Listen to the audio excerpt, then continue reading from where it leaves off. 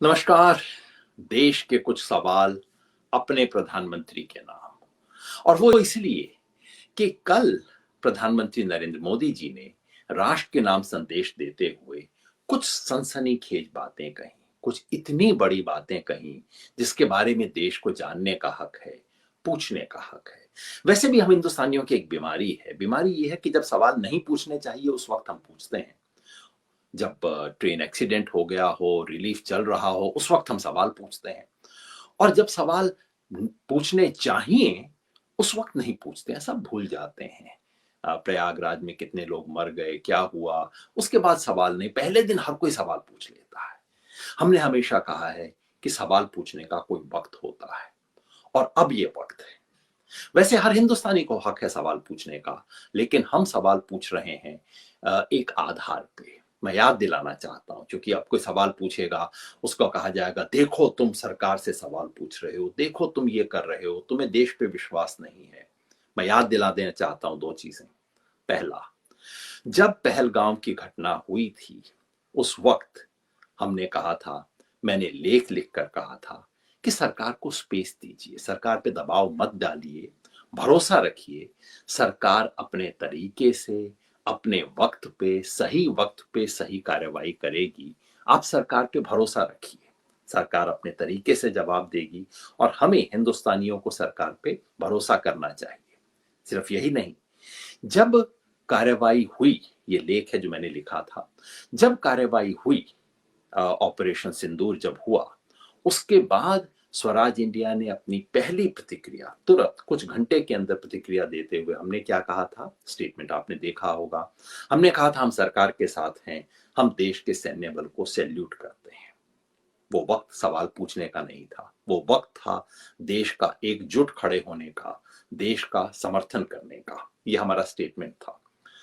तो इस आधार पे आज हम प्रधानमंत्री जी से कुछ सवाल पूछते हैं। सवाल पूछना इसलिए जरूरी है क्योंकि प्रधानमंत्री जी ने कल बहुत बड़ा एक स्टेटमेंट दिया। बड़ा मतलब 20-22 मिनट का स्टेटमेंट, बड़ा नहीं, कुछ बहुत बड़ी बातें कही। पूरा 21 मिनट का भाषण तो मैं आपको नहीं सुनाऊंगा।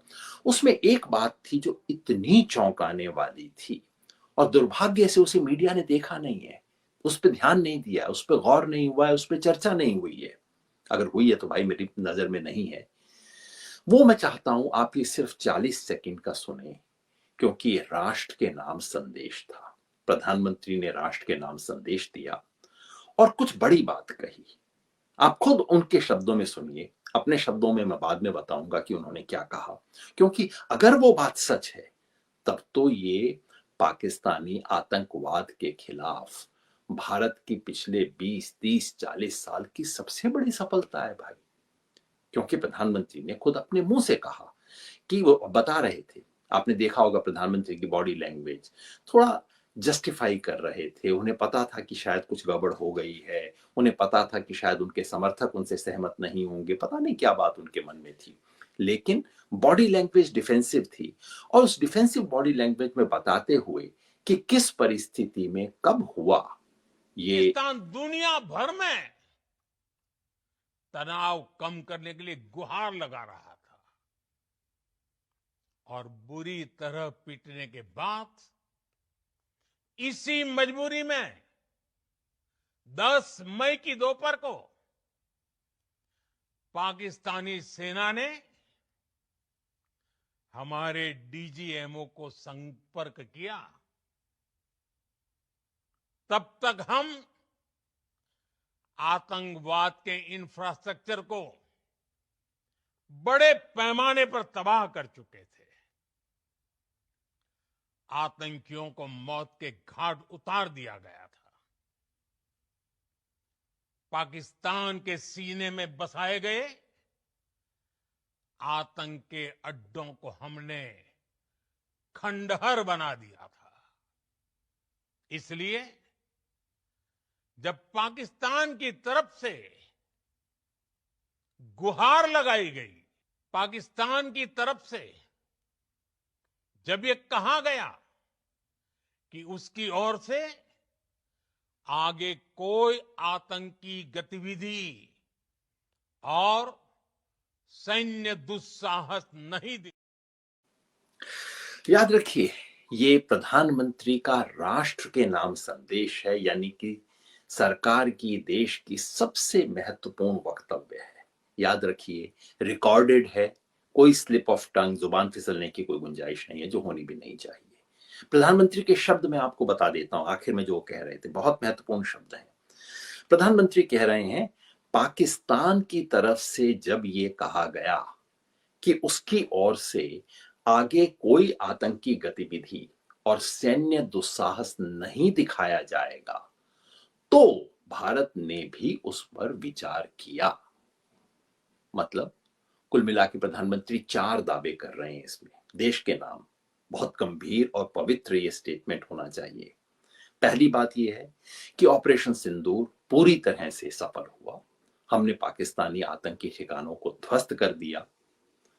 दूसरे, इसलिए चूंकि पाकिस्तान के आतंकी ठिकाने ध्वस्त हो गए, पाकिस्तान के ऊपर बुरी तरह से हमला हुआ, पाकिस्तानी फौज घबरा गई, इसलिए पाकिस्तान ने सीधे भारत से युद्ध विराम की अपील की, गुहार की। मतलब गिड़गिड़ाते हुए जो बोलता है, गुहार बोलते हैं, पाकिस्तान ने सीधे भारत से अपील की। तीसरी बात ये कि पाकिस्तान ने आतंक समर्थन और सैनिक कार्रवाई रोकने का वादा किया। बहुत महत्वपूर्ण बात है, ध्यान से सुनिएगा, प्रधानमंत्री के अपने शब्द हैं, क्योंकि वो खुद कह रहे हैं पाकिस्तान की तरफ से ये बात आई। उनके शब्द ये हैं कि पाकिस्तान की तरफ से कहा गया कि उसकी ओर से आगे कोई आतंकी गतिविधि और सैन्य दुस्साहस नहीं दिखाया जाएगा, पाकिस्तान ने कहा। और आखिरी बात वो कहते हैं कि इस आधार पर भारत सरकार ने युद्ध विराम स्वीकार कर लिया। अगर ये बात सही है तो भाई बहुत बड़ा सैल्यूट बनता है प्रधानमंत्री को। सैल्यूट देश के लिए बहुत बड़ा बधाई का अवसर है, क्योंकि अगर ये है तो सिर्फ ऑपरेशन सिंदूर ही नहीं, पिछले 25-30 साल से भारत की जितनी भी आतंकवादी विरोधी गतिविधियां थी, पाकिस्तान समर्थित जो आतंकवाद चल रहा था, उसको रोकने की में तो बहुत बड़ी कामयाबी है, इतनी बड़ी कामयाबी जो कि शायद कभी नहीं मिली होगी। लेकिन क्या ये बात सच है? ये सवाल पूछने को बनता है, क्योंकि सबसे बड़ा सवाल यही है कि क्या पाकिस्तान ने वादा किया था? प्रधानमंत्री देश को बता रहे हैं, इस पे सवाल बनता है, पाकिस्तान ने क्या वादा किया और एग्जैक्टली क्या वादा किया, किससे किया, कैसे किया? ये तो भाई बहुत बड़ी बात आपने कह दी कि पाकिस्तान ने प्रॉमिस कर दिया है कि आगे से आतंकवाद टेरर को सपोर्ट नहीं करेगा, और पाकिस्तान ने कह दिया ये मिलिट्री मिस एडवेंचर जो करता रहता है, शेलिंग कर दी, कुछ कर दिया, ये कर दिया, पाकिस्तान ने वादा कर दिया कि हमें दोनों चीजें नहीं करेंगे, इस आधार पे हमने सीज फायर कर लिया। अगर ये है तो भाई बहुत बढ़िया बात है, बधाई देनी चाहिए। लेकिन सवाल पूछने को बनता है, क्योंकि इतनी बड़ी बात है, सवाल सीधे साधे हैं कि क्या पाकिस्तान की तरफ से प्रधानमंत्री ने कहा, तो भाई पाकिस्तान की तरफ से कौन बोल रहा था, किससे बोल रहा था? प्रधानमंत्री ने तो सिर्फ ये कहा है कि 10 तारीख की आफ्टरनून को पाकिस्तान के सेना के अधिकारी ने हमारे डीजीएमओ को फोन किया। मतलब पाकिस्तान के एक आर्मी ऑफिसर ने हिंदुस्तान के आर्मी ऑफिसर से बात की। क्या यही था? पाकिस्तान की तरफ से ऐसा संदेश आया? क्या एक आर्मी के brigadier, major general, lieutenant general किसी ने बात की और हमने मान ली? उसने बोला, किसने सुना? क्या पाकिस्तान के प्रधानमंत्री ने कहा? क्या पाकिस्तान की आर्मी के जनरल ने कहा? और किससे कहा, किसने सुना? हमें जानने का हक है, क्योंकि ये पिछले 25-30 साल का सबसे बड़ा स्टेटमेंट है। सवाल ये भी बनता है कि पाकिस्तान ने एग्जैक्टली कहा क्या? क्योंकि अगर ये बात सही है तो क्या पाकिस्तान ने मान लिया कि वो आतंकी गतिविधियों का समर्थन करता है? अगर ये है तो ये भारतीय डिप्लोमेसी की बहुत बड़ी विजय है, क्योंकि आज तक पाकिस्तान ने इस सच को स्वीकार नहीं किया है। क्या उसने आतंकवादी गतिविधियों को समर्थन को बंद करने का वादा कर दिया है भारत को? अगर ये है तो फिर बहुत बड़ी विजय है। क्या वादा है? देश को जानने का हक है। एक सेंटेंस में कह के आप चल नहीं जा सकते। और उस वादे पर विश्वास करने का आधार क्या है? भाई पाकिस्तान लिख के आपको दे, पाकिस्तान ने आपको एक स्टेटमेंट दिया जो आप दुनिया के सामने रख सकते हो, बिल्कुल सही बात है, आप मानना पड़ेगा, कम से कम एक देश है, अगर देश का प्रधानमंत्री कहता है, प्रधानमंत्री के आश्वासन पे जॉइंट सेक्रेटरी साइन करता है, जैसे कि दुनिया में समझौते साइन किए जाते हैं, बिल्कुल ठीक बात है। लेकिन क्या आपने सिर्फ किसी ने फोन पे बात की, किसी से फोन पे बात हुई और आपने विश्वास कर लिया? कैसे विश्वास कर लिया? और उस पर विश्वास करने से पहले पाकिस्तान गुहार लगा रहा था। प्रधानमंत्री कहते हैं पाकिस्तान मतलब गुहार, मतलब हाथ जोड़ के कह रहा था प्लीज प्लीज प्लीज, अब बस बहुत हमारी हालत हो गई, अब छोड़ दो। तो भाई आपने कोई शर्त नहीं लगाई, आपने ये नहीं कहा कि वो 4 आतंकवादी कौन है हमारे हवाले करो, या उन आतंकवादियों के जो माइंडर थे, उनके जो बॉस थे पाकिस्तान में, उन्हें हमारे हवाले करो। अच्छा बाकी सब छोड़ दीजिए, आपने ये नहीं कहा कि बीएसएफ का जवान साहू जो पाकिस्तान में इस वक्त पकड़ा हुआ है, जो गलती से पाकिस्तान बॉर्डर पे चला गया था, पाकिस्तान ने कहा कि हाँ हमने पकड़ के रखा हुआ है, आपने इतना भी नहीं कहा कि साहू को वापस करो। पाकिस्तान गुहार लगा रहा था, गिड़गिड़ा रहा था, कह रहा था कान पकड़ के कि आगे से नहीं करेंगे, और आपने कहा बस ठीक है कोई बात नहीं, साहू को भी वापस मत करो। ये कैसी भी देश नीति है भाई, क्या चीज है? देश को जानने का अधिकार है। और उसके 3 घंटे बाद जब युद्ध विराम को तोड़ा गया, जब ड्रोन आने शुरू हुए, जब तमाम चीजें हुई जिसका भारतीय टीवी के अंदर बताया गया, और भारत के विदेश सचिव ने जिसके बारे में स्टेटमेंट दिया कि हाँ ये पाकिस्तान कर रहा है, तो भाई 3 घंटा पहले उसने वादा किया था, ऐसा क्या वादा था जिसपे आपको 3 घंटा पहले भरोसा करने का अधिकार था, और 3 घंटे बाद वो टूट गया और आप कुछ नहीं कर सकते? ये क्या है? देश को जानने का अधिकार है प्रधानमंत्री जी। ये वादा किसने किया था, किससे किया था, किस स्वरूप में किया था? लिखित था, जुबानी था तो विश्वास क्यों किया गया? लिखित था तो कहां है? दीजिए, देश के सामने रखिए, दुनिया के सामने रखिए, ये कोई छोटा मामला नहीं है।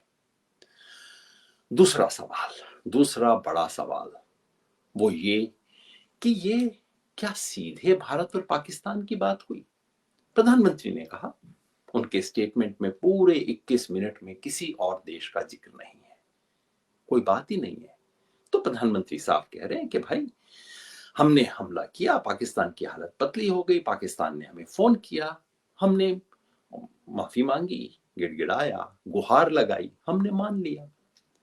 तो भाई क्या इसके अंदर और कोई शामिल नहीं है?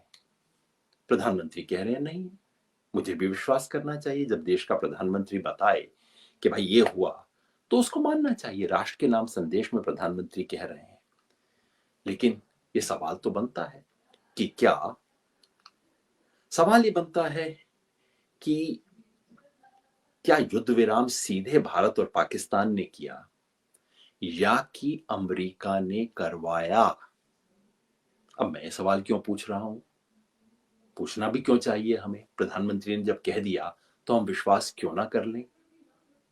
वो इसलिए क्योंकि कुछ सवाल हैं जो आप और मैं मान लेंगे, लेकिन सारी दुनिया पूछ रही है। मैं अपने प्रधानमंत्री पे विश्वास करूंगा, मैं अमेरिका पे क्यों विश्वास करूं?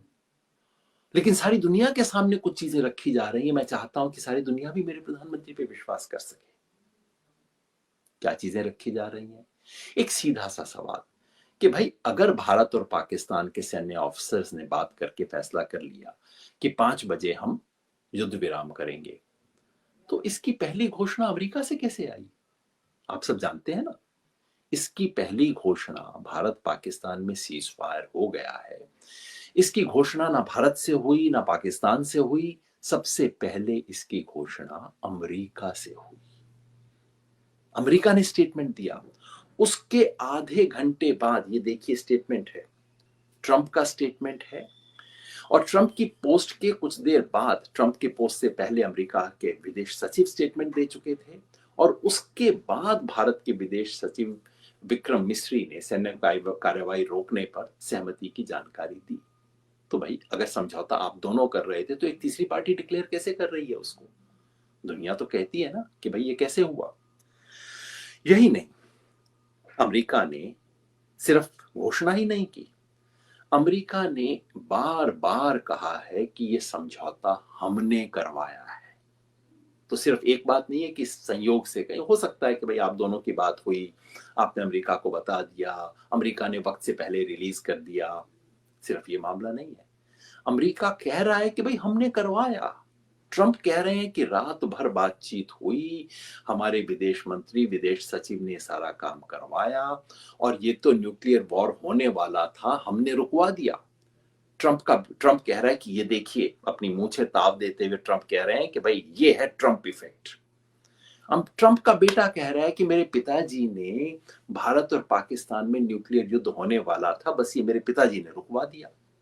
तो भाई इतना तो हक बनता है ना जानने का कि ये हमने किया कि किसी और ने करवाया। बात जरूरी इसलिए है, ये जरूर हो सकता है किसी भी झगड़े के अंदर अगर कोई सुलह सफाई करवा दे, समझ आता है, लेकिन भारत की पुरानी पोजीशन रही है 50 साल से, भारत की पोजीशन 50 साल नहीं, माफ कीजिएगा 70 साल से। पहले एक बार बस भारत ने गलती की थी यूएन में जाने की बात को स्वीकार करके, उसके बाद से भारत की पोजीशन ये रही है कि हम इसमें किसी भी तीसरी पार्टी की दखल को स्वीकार नहीं करेंगे।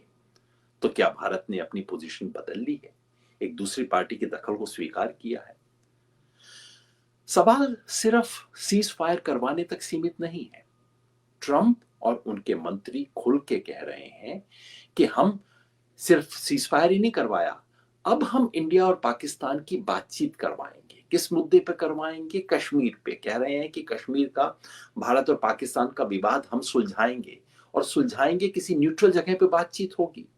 अमेरिका घोषणा कर रहा है सारा कुछ, एक शब्द प्रधानमंत्री उसके बारे में नहीं बोल रहे, एक शब्द भारत सरकार उसके बारे में नहीं बोल रही। अरे कहो तो सही कि झूठ बोल रहे हो, कहो तो सही कि ये हम नहीं करेंगे। प्रधानमंत्री ने इशारा किया अपने स्टेटमेंट में कि बातचीत होगी तो केवल पाकिस्तान ऑक्यूपाइड कश्मीर पे होगी, बातचीत होगी तो केवल आतंकवाद पे होगी।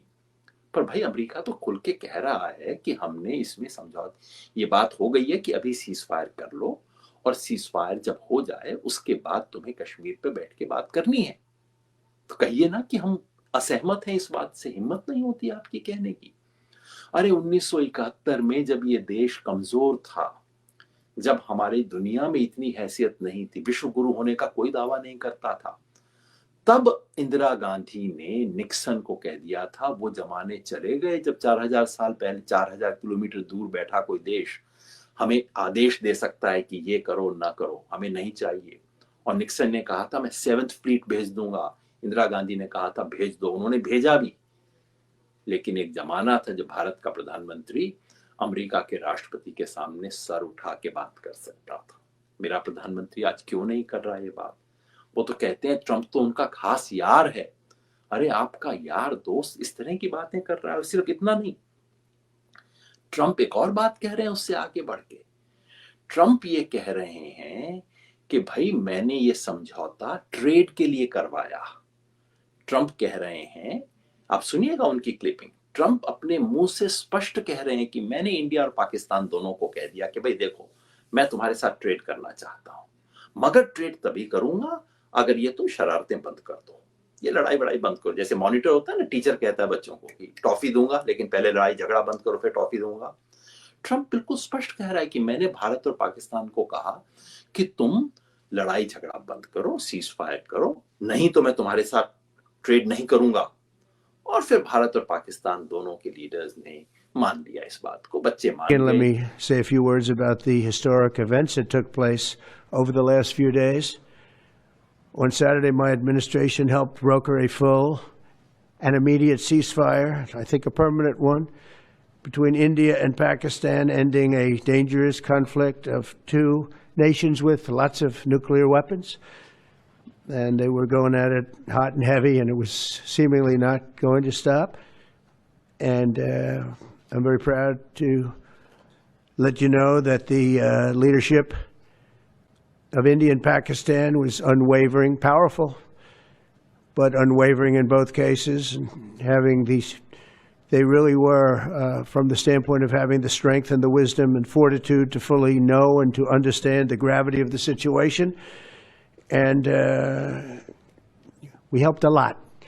And we helped also with trade. I said, come on, we're going to do a lot of trade with you guys. Let's stop it. Let's stop it. If you stop it, we're doing trade. If you don't stop it, we're not going to do any trade. People have never really used trade the way I used it. That I can tell you. And all of a sudden they said, I think we're going to stop.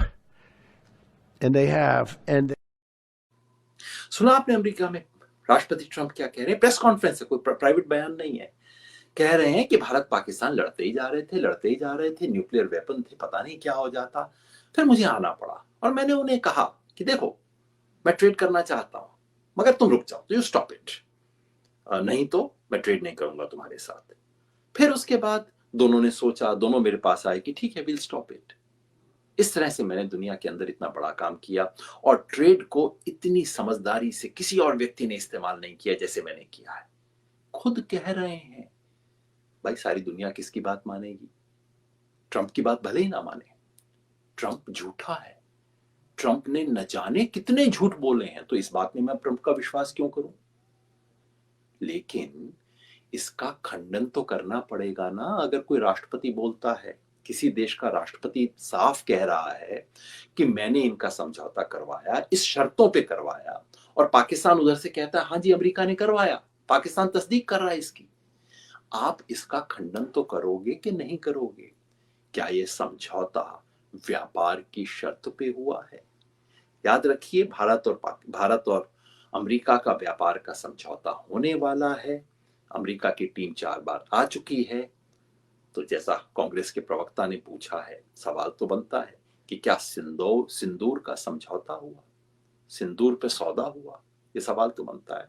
और एक नाजुक और बारीक सवाल और रहता है इसमें, ध्यान रखिए, अमेरिका में इस वक्त गौतम अडानी पर मुकदमा चल रहा है, और मुकदमा इस बात पे है कि आपने अपनी कंपनी के पर चल रही कुछ जो इन्वेस्टिगेशन थी उसकी सूचना अपने शेयर होल्डर को क्यों नहीं दी। ये छोटा मुकदमा है, लेकिन ज्यादा संगीन मुकदमा ये है कि आपकी अमेरिका की जो कंपनी थी उसने भारत में रिश्वत क्यों दी। ये दोनों दूसरा आपराधिक मुकदमा है अमेरिका के कानून के तहत।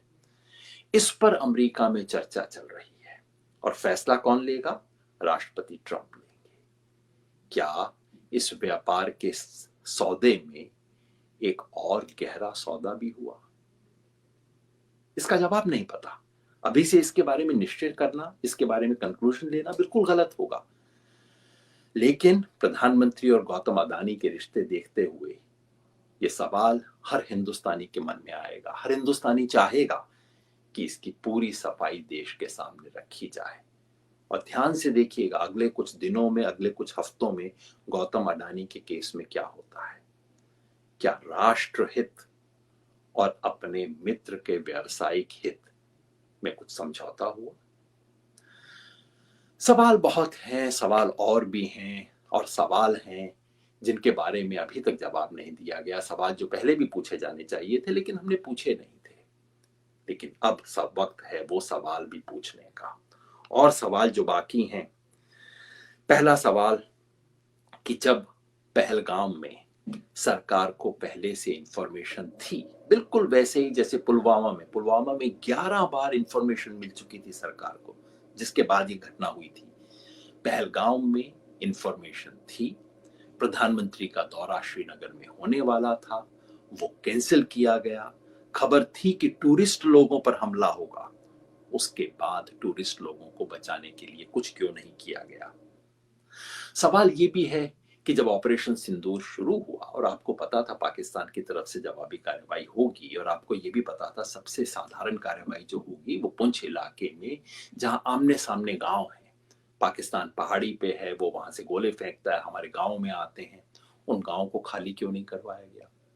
26 लोग पहलगाम में मारे गए हिंदुस्तानी, हम पे पूरा देश शोक में है, पूरा देश क्षुब्ध है।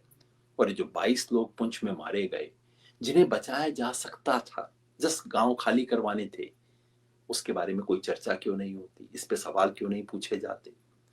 सवाल ये भी है कि आतंकवादियों के मंसूबों को सफल करने वाली हिंदुस्तान में जो जो कार्रवाइयां हुई, उनके खिलाफ कार्रवाई क्यों नहीं होती? भारत के विदेश सचिव मिस्री ने बिल्कुल स्पष्ट रूप से वार्ता में कहा था कि आतंकवादियों का मंसूबा ये था कि भारत में सांप्रदायिक दंगे करवाए जाए। भारत और बाकी भारत और कश्मीर में खाई को बढ़ाया जाए। एग्जैक्टली मैं यही बात पहले दिन से कह रहा हूं कि आतंकवाद ये दो चीजें चाहते थे, इसलिए चुन चुनकर हिंदुओं को मारा गया ताकि भारत में हिंदू मुसलमान दंगे हो, हिंदू मुसलमान नफरत पैदा हो। इसलिए जो तमाम लोग हिंदू मुसलमान की नफरत देश में फैला रहे थे, वो आतंकवादियों के मंसूबों को कामयाब कर रहे थे। मेरी सरकार ने उनके खिलाफ कार्रवाई क्यों नहीं की गई? उन तमाम लोगों के खिलाफ जिन्होंने हिंदू मुस्लिम नफरत फैलाने की कोशिश की पहलगाम के बाद, उन लोगों के खिलाफ जिन्होंने देश में अलग अलग जगह पे कश्मीरियों के खिलाफ हमले किए, कश्मीरियों को निकाला, पीटा, ये देशद्रोह का काम था, क्योंकि एग्जैक्टली ये वही चीज थी जो कि आतंकवादी चाहते थे। उनके खिलाफ कोई कार्रवाई क्यों नहीं हुई?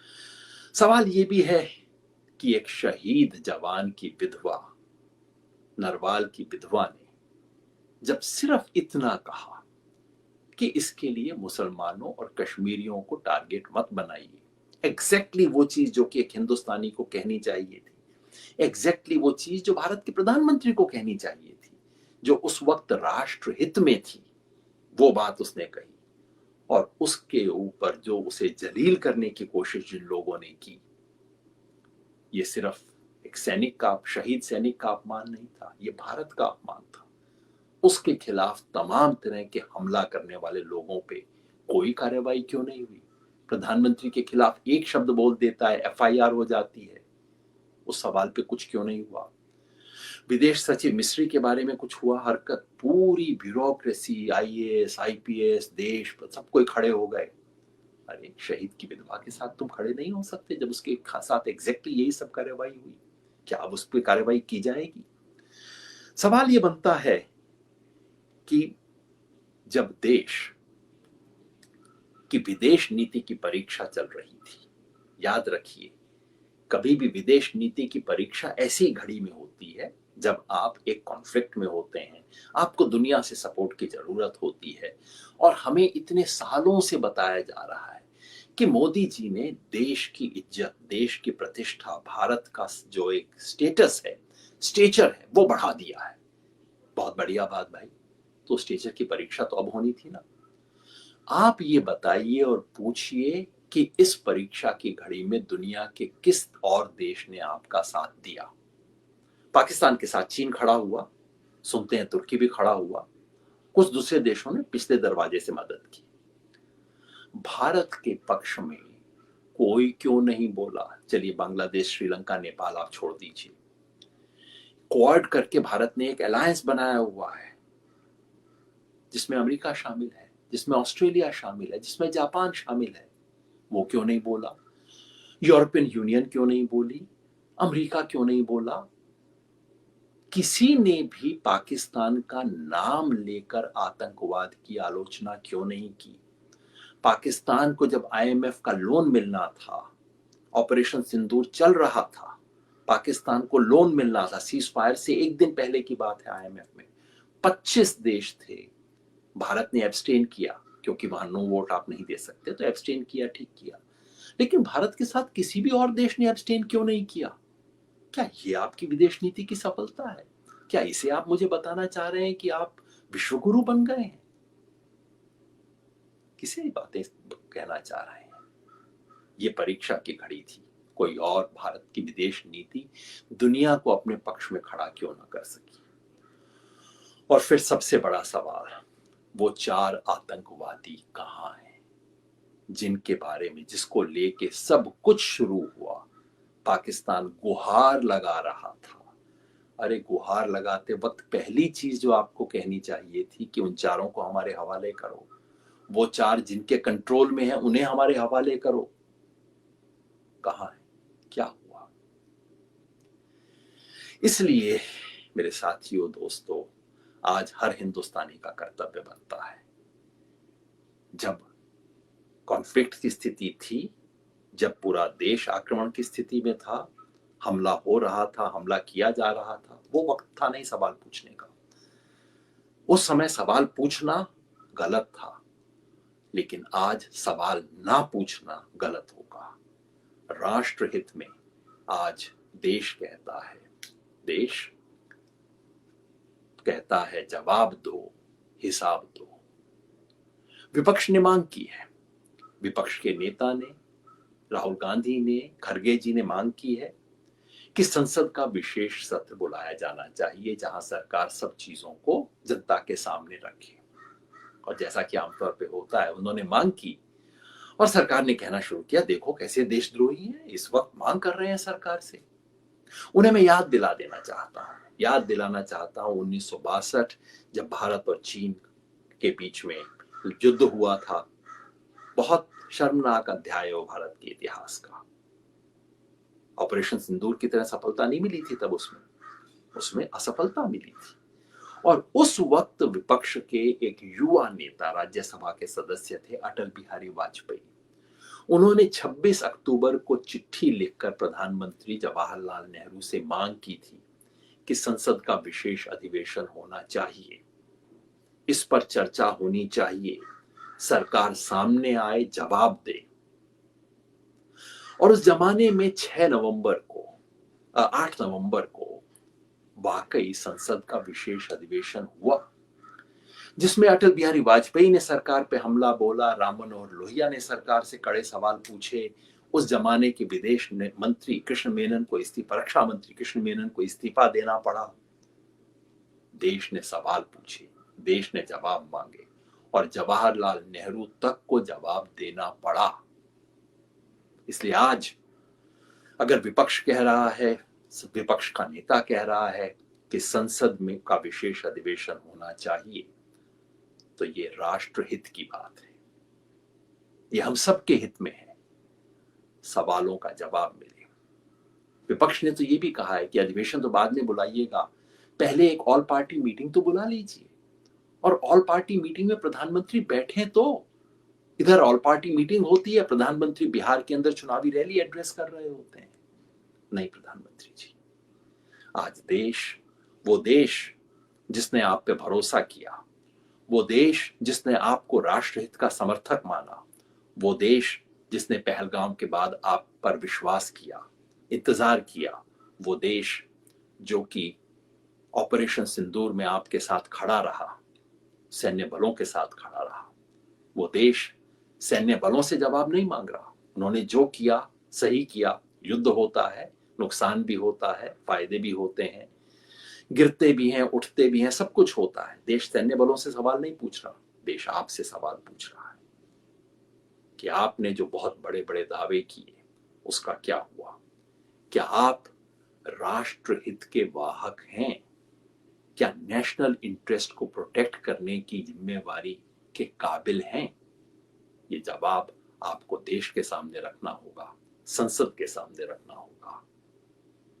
यही बात देश की तरफ से, तमाम ऐसे देशभक्तों की तरफ से मैं रखना चाहता हूं। जवाब दो, सवाल हैं, जवाब दो, हिसाब दो।